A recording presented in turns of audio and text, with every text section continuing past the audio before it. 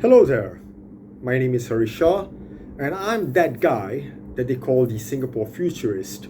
Now, I'm pretty casually dressed, with a bad headache, sitting at home relaxed, and I want to have a casual conversation about what it means to adopt something new. Specifically, a new technology. Is it always necessarily as good an idea as it might look on the surface? Now, I want to use an example of a trash bin, right? That, one of those things that you least would think about if you're a common person, right? More often than not. So let's talk about trash bins. The average trash bin that you would see out in public or at a public facility where there's open public access would generally cost less, and I'm probably making an understatement here, it would probably cost less than 50 US dollars in making cost or acquisition cost for the end user, right? The estate management company or public services, whatnot. It would cost less than 50 US dollars. And I'm talking about the traditional sort that is just all plastic, molded. That's it.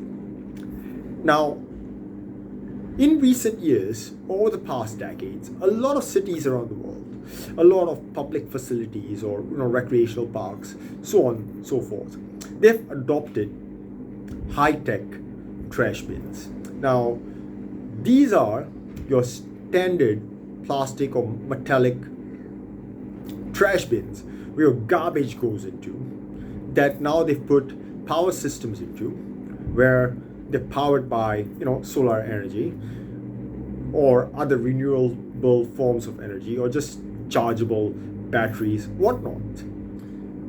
That would definitely cost a lot more than the standard traditional plastic or metallic trash bins, right? With power, without power. So what do the trash bins with power actually do? What do they precisely do? They are connectable, right? There's connectivity. They can be connected to a network or a system where after they've reached a threshold, in sense that they're full to 70, 75 or 80%, a signal is sent somewhere to communicate that, okay, this bin now needs to be emptied. Otherwise, a while from now, it'll be full and folks won't be able to dump their trash into this bin, or it might overflow and it won't be hygienic, right? And generally, the justifications for using such bins that are obviously going to cost more to make and acquire, and even if the energy for whatever reason, because it's renewable or it's solar, it's not like solar panels come for free, but anyways, even if the energy is for free, so you don't incur electricity bills to run these smart bins, there's going to be some sort of a maintenance cost attached that differs upwards from the maintenance of your traditional non-tech bins, right? But the justification for using such bins is that, okay, there's a manpower crunch. Nobody wants to do the dirty work anymore, right? You don't want people wasting the time to go around, on regular routine errands to empty these bins. Okay, so these are the justifications. Now you make the calculations. You're paying upfront a lot more to acquire such bins. You're paying more to maintain such bins. Then what happens? You rely on supposedly less manpower, that perhaps when need be, where multiple such bins are about to be full or overflowing, they're not going to be able to cope efficiently to empty them perhaps anyways in terms of deployment of the manpower. And you're still going to need that human manpower to empty such bins. Oh, then you jump ahead, you skip ahead. Okay, but IoT connected trash bins would mean you can connect them to robots or robotic trash collection vehicles or self-driving trash trucks that are humanless. So you're not spending money on that manpower and you're saving costs.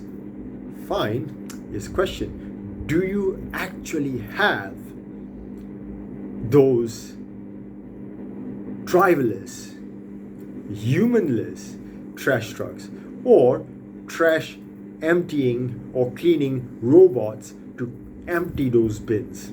Do you actually have them? You see the point here.